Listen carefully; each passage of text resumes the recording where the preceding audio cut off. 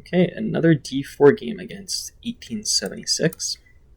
Do we get a Queen's Gambit or one of the deviations? So not c4 right away, which means always knight f6.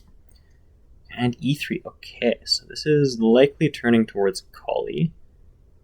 If I remember right, we always start with e6 now. And then I know a couple of different Colle system setups, so I'm going to need to make sure that I'm playing the right one for our repertoire. It depends whether to play c3 or b3. b3, I believe, is... I know what I always play, taking on d4 now, and I think that's what we do in the repertoire.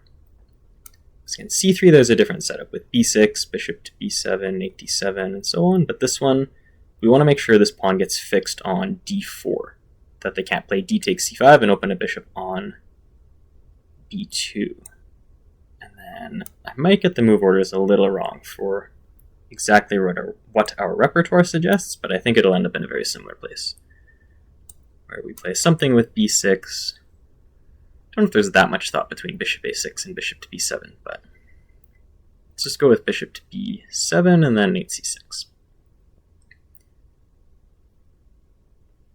And we'll see what we get out of the Colle system. Okay, so this first, yeah, they sort of start an attack, but it shouldn't go all that far, because this bishop will never be in play, because again, there is this pawn stuck on d4 now. And what we can do as black is we can maybe play something with knight to e7, and don't know exactly if it goes up to f5, but rook c8, we can take that half-open file. Obviously, we don't take this knight, either because it would fork our pieces, or because we don't usually want to open the f-file for a rook. And c4 I don't think is going to be that correct. But why exactly is that? We could play knight b4 and chase the bishop back, but if they play a3, try to line up a queen c2 in the future, I mean, it's probably not that dangerous, but what else can we do with this? Do I actually think it's anything worse than equal for white? I'm not sure. I mean, it sort of seems like a natural pawn break, but I'm not sure if it actually is. Again, I really want to keep this pawn fixed on d4, so I'm hesitant about taking, also because that would let them bring another piece forward, and I don't feel like I can get a lot of pressure on this pawn.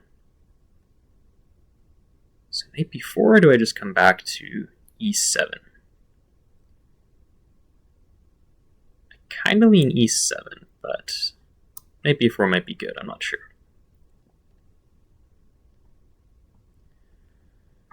Also, by the way, I'm reminded of potentially knight e4, because yes, they could sort of weaken a pawn, but it is a passed pawn, and potentially there would be something with f5 to secure it. This, I would guess, yes, coming up towards h4. So do I think knight g6 first or after? Do I ever play knight f5? Maybe. Bishop b4 could be annoying too. I should be careful about giving up this bishop though, like for a knight on d2, because of any bishop to a3. But let's say bishop b4, a3. Do we realistically take that knight? I'm not sure we do. I think it's more important to keep this bishop. So knight g6, f5 I don't think should be a problem. I think we're happy to take that. So I'm kind of just wondering whether I have a more useful move and just wait for knight g6 until they play queen h4. Like even an a5 or bishop a6. I don't love bishop a6 because I do think at some point I will take on c4. Just not right away. Even rook c7. I know it can pop up surprisingly once in a while. I don't know, I think we'll just go with this knight g6 and see where that goes. Try to argue this whole queen e1 somewhere up here, g3 to h3 maybe now. Try to argue that it's not actually dangerous.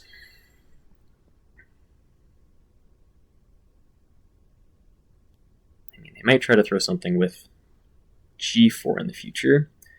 This might be a good time to play this knight e4 though. But on the other hand, maybe I don't do that, because if I can't really play f5 because of knight takes, and this knight is a bit loose. Is there any point to knight h5? Queen f3. We would take this pawn. If they don't play queen f3, maybe we take that anyways. I guess it'd be queen g4 to make sure they can still play rook takes. Although queen, no. Then maybe I can play my queen to h4. Not sure. I think I played I definitely played one game in this line that I remember. But I'm trying to remember if I played a queen h4 there that was good or bad, because it could have been either. Maybe at this point there's some argument to take this knight, but it doesn't really feel like it.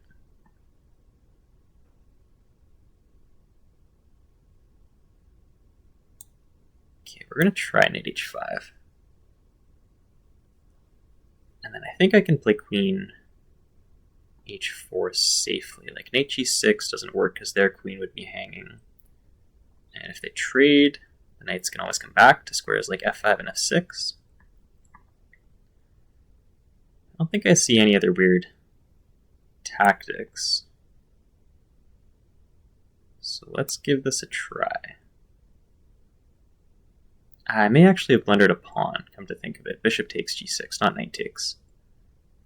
Because I can't play pawn takes. This is the whole point of the tactic I was explaining. You lose the defender of the queen. But then queen takes, there's bishop takes h7. But then if they have to play knight takes, then they lose the pawn on f4. So I definitely wasn't as careful as I should have been, but it might still work out okay for black. I'm going to pin that one down to commentating. Like, I was explicitly thinking about that possibility of being a mistake. I just didn't verify it fully, but after the fact, yeah, we'll see. Yeah, so this I definitely have to take the queen, because otherwise I just lose a queen. I don't think you should take on g4, because then I would very happily take your late square bishop. And I also don't think bishop takes f7 is any better, because then rook takes, they still have to take the queen, I take on f4. Maybe you could try to argue the e6 pawn is weaker in that case, but no, I don't think so. Okay, so knight takes or bishop takes to restore material. Double checking that. Yeah, I don't think there are any serious risks either way. Maybe knight takes is a little bit more fragile because of c5, and I have to keep the bishop protecting it, but there's no way for them to attack this knight. So bishop takes, attack this knight. Maybe I'm actually winning a pawn on c4 this way. So if the knight moves, we can play pawn takes and then rook takes. If they protect the knight, we take it, and then same thing. But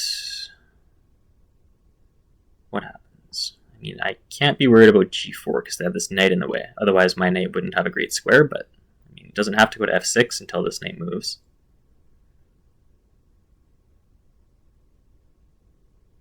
So I don't know, maybe we start to argue that white got a little too exuberant about a possible tactic that actually turns out well for black.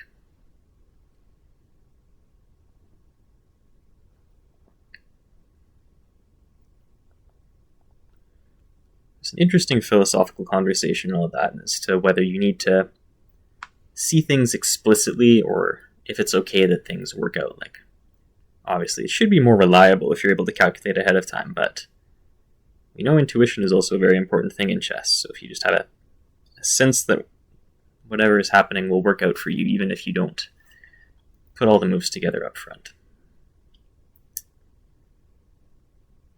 White, I definitely think, recognizes the problem. Okay, so they would like to make me give up that bishop. Not pawn takes first because of knight takes. So am I happy to grab that pawn? Yeah, I think I am.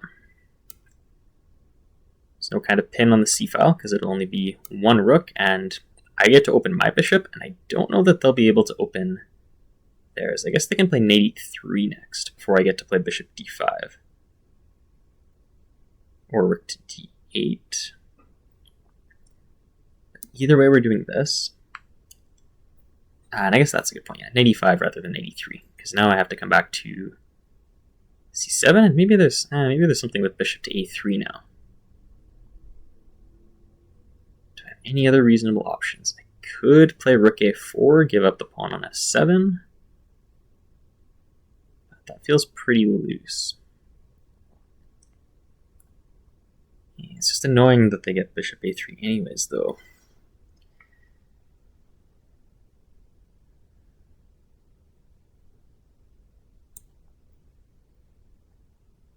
Yeah, we'll try rook a4. And rook c7, bishop a3, and I think I would have had to move this rook, and then they take on f7 anyways. So maybe this is a more confounding way to play it, where they'll have to think about this a2 pawn. Yeah, I wasn't sure what happens with this loose bishop, but I thought we can still play it this way. Knight g5, we can play king g8, and they can take on e6, but there's no weird check because our rook still covers a3. This x-ray along the second rank should be annoying for them rather than for me. So that's an easy move to protect the rook. They take on e6 first. I don't think that changes much. And then I get to argue I have connected outside passed pawns compared to a lonely d pawn and their extra kingside pawn.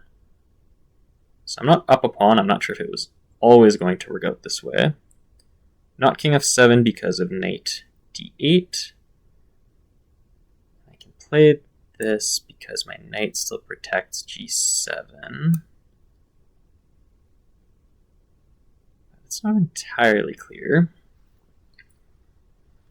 And if they play d5, actually, I was thinking I'd love to play bishop d5 first, but even if they do, I can take... No, I can't. Yeah, I can't take that. It's hard to keep track, but rook takes, king takes knight. They take my knight, I take their bishop. Kind of a mess, but I think it would be in my favor. And I think we want to get this knight back to the game. But I still have to be careful about d5, something with bishop f6 check. Okay, but if I can lock the knight here, kind of blocks my bishop, which I don't love, but it also blocks in their bishop if this pawn can't move. That's been hidden underneath, I think, the entire game to this point. And then can I just start pushing my a-pawn, or do I need to extricate this rook first? I think I'd rather have a bishop here than a knight, but we'll start with the passed pawn at any rate. Because a4, a3, yeah, the knight's probably coming to e5, which I think is okay. I can throw in bishop a6, just so they have to worry about that rook. Because now knight e5, I can play king e6, and if the knight moves, well, the rook would be hanging. I'm not sure it's the best direction for my king. And knight c4 I don't think matters because that knight would be pinned to the rook, so it's not going anywhere after that. Same for knight d3. Playing with a little bit of fire again, but barring a blunder, I would still like my chances. Let's say king f6 looks safe.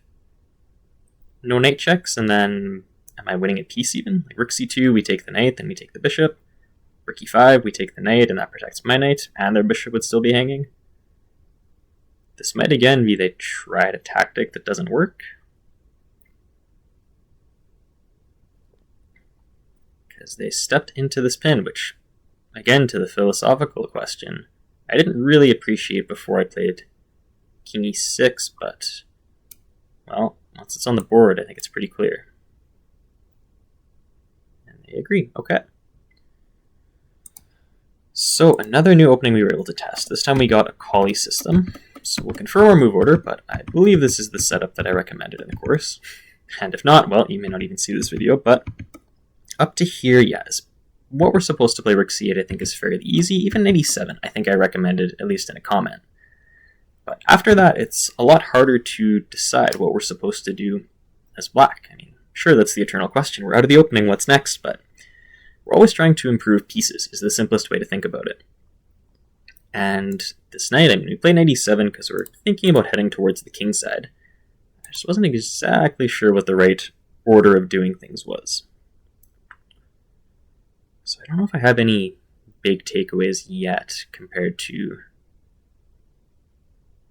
or comparing what we could have done to what actually happened. Again, I don't think we ever take this knight.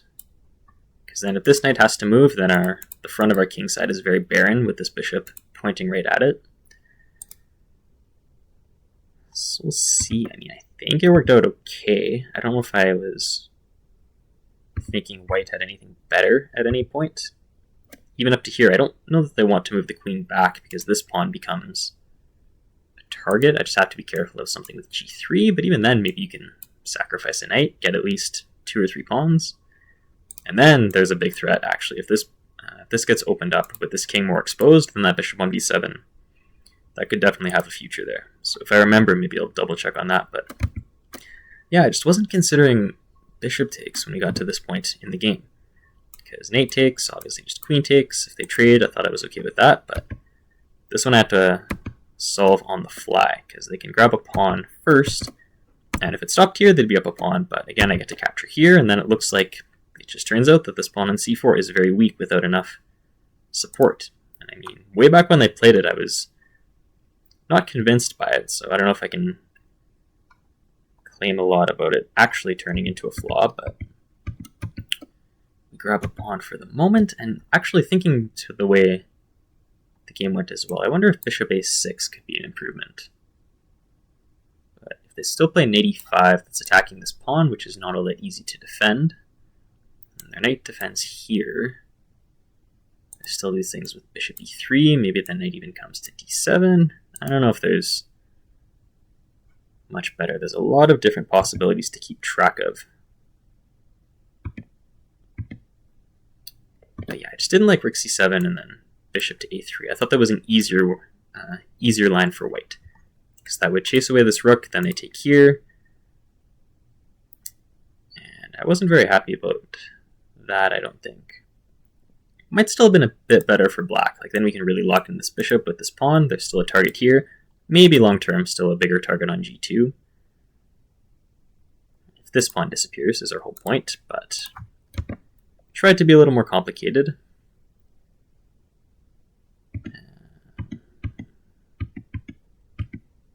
I don't know if there's that much else for me to say before I hop into the computer analysis. I mean, through the end game here, yeah. We're just trying to find some shelter for the king, especially where we can stay away from any possible knight checks, which they were quite eager to set up with this knight f7 to knight e5. I don't think there's anything wrong with bishop a6. I'm just wondering whether our king should stay in the center or whether we should try to seek shelter closer to these pawns. But I think this is the right place to support this and to prevent the rook from doing anything more active regarding a couple of squares I might otherwise like to use. Knight c4, I think, is definitely going to be the game-deciding blunder. If they go somewhere else, I thought that was fine. I can just move my king wherever it can't be attacked. So if you think maybe knight g4 or knight c6, then I can go to d6, and there won't be any follow-up checks. And then I would just argue, yeah, my king got a little bit better. What were you doing with your time that you've just given random checks? And then I'm going to keep going with this pawn. Knight c4 just self-pins, and I don't think there's a way out. Okay. So they have already run this, okay. I did make one blunder somewhere, but not as bad as them. So let's take a look here. So Colle system up to about here. Let me double check this one. So this is d4 other. Takes, knight f3, the universal knight f6, e6, c5. They went with b3, not with c3, so this was the alternative setup. If they do not choose to fianchetto, then we get this, which I think is really effective for black. But they chose b3, so yeah, we grab that first. Bishop d6 and castles right away, okay. b6, and we're potentially ready for a c4. I was thinking of a couple cases of bishop a6 to half pin that pawn on c4 to this bishop, because that is obviously their better one. We would not be unhappy to trade that, because this bishop doesn't have a future unless we're able to open up this pawn. Which actually reminds me, that's why I think you don't play c4 as white, because that's what we were avoiding with this capture on d4. They just give us that opportunity to open our light square bishop in the future. Knight d2 versus knight e5. Where exactly were we? Move 8. b6, they played knight e5 first. So I would think the next couple moves are still similar. Okay, so I did recommend bishop a6 first, but also said bishop to b7 is perfectly playable. I think that's about as far as we get with our opening. Is we have a choice of these two squares. We can test out if there's one you like better, but that takes us as far as that was supposed to. So bishop b7, f4, and yeah, I mean, this is partly why I recommended this line as well, is because you do the exploration, and f4 is a pretty obvious thing for white to try. They do it quite a bit, but it's not very good if we do it right from the black side. And yeah, thinking in retrospect, I kind of wish I had played knight e4 faster than knight c6.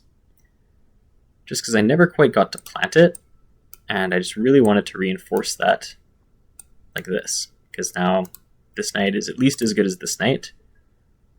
They don't ever want to take that because you get a protected passed pawn. I think that's what my improvement would be here, is getting towards that faster. Because the knight on c6, I mean, it's fine. It doesn't just give you a bad position, just that twisted myself up a little bit the way that I played it. Knight b4 right away, because we'd still love to capture this bishop. Rook c8, and yeah, c3 over c4. You don't need to worry about blocking this bishop, it's already blocked, so c3 just keeps things more solid, whereas c4 did turn into something weaker. But we can take that right away, okay. We can also play knight b4. That was the other move that I was thinking about, but I thought the bishop goes back, and this knight probably has to come back at some point anyways, so I didn't feel like it accomplished that much on its own. e7 instead, queen e1, maybe knight f5 is better than g6, yeah, okay. That's probably a good takeaway then. I don't know how generalizable that is, but knight f5 as opposed to knight g6. I think I'll look at g4, but I'm trying to think of what the big differences are, why this is better. I don't think I mind them taking that. I think we get a pretty strong pawn structure, even if they do take it, and as I've kept saying, this is a good bishop, so if they are willing to exchange it off, that sounds good. Kind of keeps an eye on this pawn, but pretty hard to get on that any further. But then what if they'd go right for it with g4? I was thinking about taking this knight, because that removes the protector here. But even just taking this right away, and we just come back to white's king is vulnerable to the long diagonal with our light square bishop. But let's say we do this way. They could try to do this to make a little more space for their bishop, but let's say g takes. Take here. And are we getting something with queen h4 even? What's going on? Takes, takes. They take this. Now we just make sure that we open that bishop first, and then... No, not queen h4. Rook to c6. Or even sacrificing on c4. Maybe rook takes c4, then we can play queen h4, because the knight can't help, but why can't the queen still help? Okay, well I have to see what goes on here. No, just queen d5. Okay, so it's worth getting rid of this pawn, even at the cost of a rook, just so that we can set up our queen and our bishop like this. And the knight conveniently covers f2, so we have two mating squares, and that is too much for white to handle. You can see they can throw a couple pieces in the way, but it's not going to last very much longer. Okay, so that's definitely our big takeaway then from this model game for the Colle system, is white should not play c4, because that lets black open this bishop. For whatever that is, the 5th time I've said that now. Very obvious big takeaway, I think. And was there anything else I was looking at here? I think there was... if we play rook c6 instead. So less aggressive, but then the rook swings over, and I mean, maybe they can try to shut you down a bit with d5, but that's still a really open king. Rook g6, and then, yeah, I mean, you're not that happy to play king h1, I think. You can imagine a sacrifice coming up on d5 eventually. I don't know if it actually does, but b5 as well, yeah, just cutting at this, undermining it so that we can, again, break through on the diagonal. Okay. But knight g6 sadly loses a lot of those possibilities. Can still take on c4, can still play knight e4, knight h5 is okay. Even queen h4 is okay. So their best would be to take it, and then it's about equal, maybe leans towards black a little bit, depending what they play. And knight takes, we don't have to bother. Bishop takes, though, yeah, it seems like a tactic that works for white, but we both missed up front that the pawn on f4 falls, and so does the one on c4. But not because of bishop takes d2 right away. Okay. So why do we consider that to be a blunder? I mean, we kind of saw why. White got something in with an 85, but because of that, we just play f5 first to make sure it can't come to e5. And what if it does anyways? Take this, bishop e3. And we're kind of relying on something like rook f6, which I think is not obvious, but one of our points here is if we play rook h6, there's going to be a threat of knight g3 mate, because we'd be pinning this pawn. Because it turns out, in this case, our dark square bishop is very dangerous too. Otherwise, you can try to undermine the pawns again with b5, but most of this isn't very intuitive, I think. Like, I can understand trying to chase this knight, but I don't know, this feels like it would be very hard to come up with. Instead, we just grabbed our pawn to here, and knight e5, and bishop a3 first as well, but knight e5, yeah, I wasn't sure which one was best, and it looks like rook c7 would have been. So rook c7 double protects the pawn for an instant, but I didn't like that they could chase this other rook away. Wasn't sure whether I thought knight takes or rook takes here, but I think I had mentioned, well, I definitely mentioned bishop to d5, so just to demonstrate, let's say knight takes and bishop d5. I would definitely still be happy here, because this is going to be a better bishop than this one. It's just on more influential diagonals than whatever the white bishop is currently pointing at. So I can see that being an improvement, that's fine.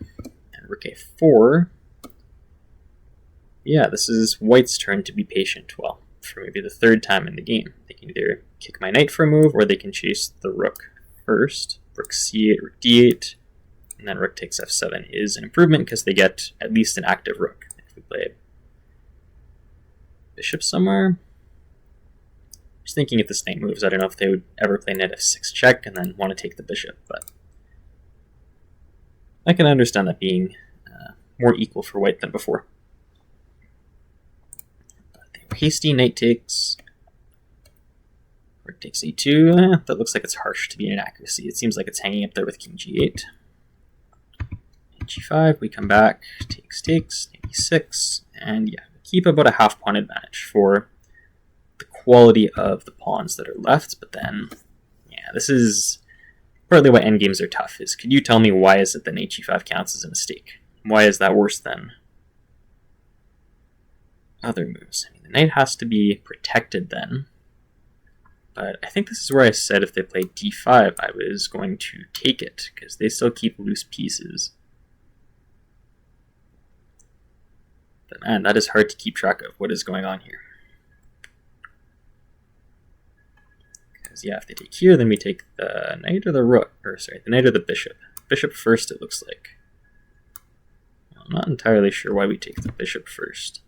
Because I thought if we play king takes, rook check, there's just king d6 and this bishop is still hanging. So, I don't know, I'm getting lost a little bit in the details here. Knight moves, yeah. I did say at one point I preferred a bishop on d5, but I just wanted to bring the knight back towards the center. Still a good piece. King d7, start with the pawn, because if you have a passed pawn, you should probably push it. Bishop a6 harasses that rook, and in part I thought this bishop would be less vulnerable on a6 compared to b7. Like, it's hard for this rook to come down towards a square like e7 at the moment, but if it ever does and attacks this bishop, I mean, we're kind of getting away from that early. e5, king somewhere, doesn't seem to make that big a difference, but yeah, they just can't play knight to c4. It's kind of interesting that knight d3 is that much better. Ah, okay. It's because then they get to counterattack the black rook. That's really important. So whether we trade rooks or I play rook a4, they're at least surviving in that case. Whereas on c4, this is not the geometry for a knight. 2 squares apart on a diagonal like this is as bad as it gets. So they are just losing material. All right. So what do I want to say to sum up that game? Well, we got a Colle system more or less the way we were supposed to. And as far as how black played it, I mean, it was fine. I didn't make any, I would say, any huge mistakes that I should be concerned about. If my only big downgrade is playing bishop takes d2 and not playing one of those other moves that, like I said, were kind of hard to figure out, it's fine. It's going to happen. But yeah, I think our big takeaway is this is why this system works well for black, is because this bishop is not a good piece. And if they ever do something with what looks like a very natural pawn break c4, that's long-term always going to work out better for the black bishop. Okay, then I think that's all I have to say about this one. So thank you for watching our Colle system game, and we'll see you for another one soon.